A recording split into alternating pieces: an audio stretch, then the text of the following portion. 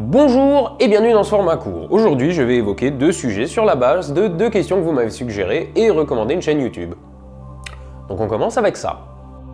Est-il envisageable qu'une espèce animale ou végétale fasse du vide spatial son habitat naturel? A priori non.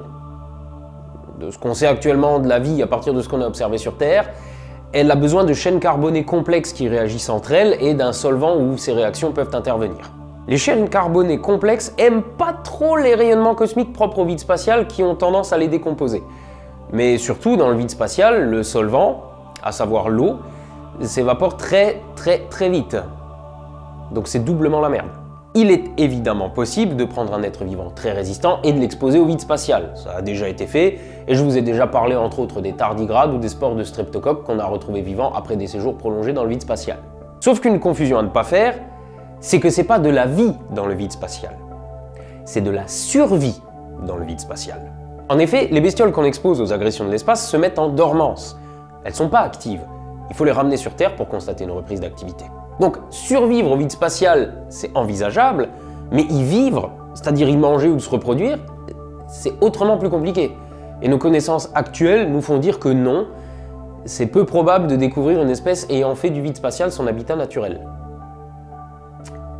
À une exception près, car une machine s'en sort nettement mieux dans le vide si elle est conçue pour.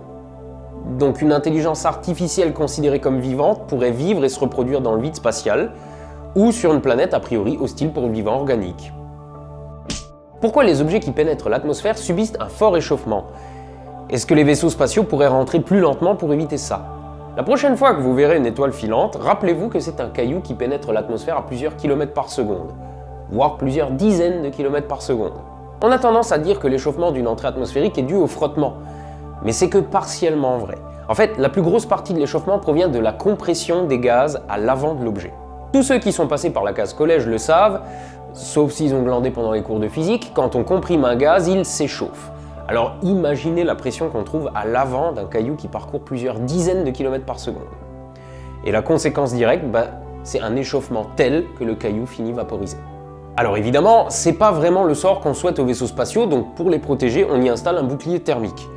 Ce bouclier, pour vous la faire simple, il est constitué d'un matériau ablatif. Si vous léchez votre main et que vous soufflez dessus, vous sentez du froid, alors que l'air que vous soufflez est pas loin de faire 37 degrés. C'est parce que l'eau, en s'évaporant, emmagasine de l'énergie. Eh bien, le principe d'un matériau ablatif, c'est à peu près la même chose. Le bouclier thermique d'un vaisseau spatial est conçu pour s'évaporer, dissipant au passage suffisamment d'énergie pour protéger le vaisseau qui se trouve derrière. Mais la rentrée atmosphérique reste un moment critique du vol spatial parce qu'un défaut dans ce bouclier et vous pouvez dire au revoir à votre vaisseau. C'est notamment ce qui est arrivé à la navette Columbia. Quelques tuiles défectueuses sur une aile ont suffi à désintégrer le vaisseau. Ne serait-il donc pas plus simple de freiner avant d'entrer dans l'atmosphère pour éviter ce phénomène? Alors en théorie oui, mais la théorie est un pays merveilleux où tout marche toujours comme sur des roulettes. Mais en pratique, pour freiner suffisamment, il faudrait emmener autant de carburant qu'au décollage. Bah oui.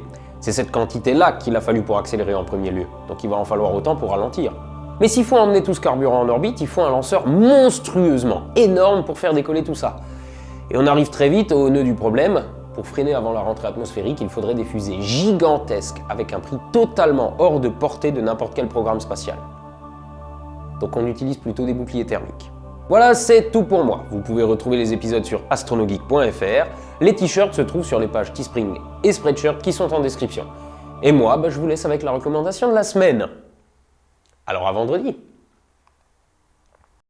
Et début de tournage, présentation d'Allez savoir. Et salut compagnie, j'espère que tout va bien dans vos chaumières. Petite vidéo de présentation de la chaîne. Alors déjà, pour commencer, nous sommes 4 et moi je suis Yokata, le présentateur.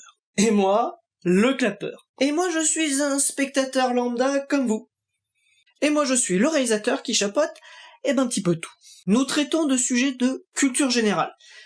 Par exemple, pourquoi le coq gaulois est un symbole du peuple français. Mais ce coq n'a rien de gaulois, c'est une... Oui, enfin bref, ce n'est pas la vidéo pour relancer ce débat. Et pourquoi on dit chocolatine? Mais non, c'est pain au chocolat. Et oui, c'est vrai qu'on avait traité de ce sujet-là. Bref, on a traité de pourquoi le cheval blanc d'Henri IV est rouge et pourquoi le micro-ondes n'est pas aussi dangereux que ce que certains essayent de nous faire croire. Nous diffusons un épisode tous les lundis. Un lundi sur 3 c'est un épisode long, allez savoir, et 2 lundis sur 3 ce sont des épisodes un petit peu plus courts nommés Sachez-le. Et merci à vous, et bon visionnage.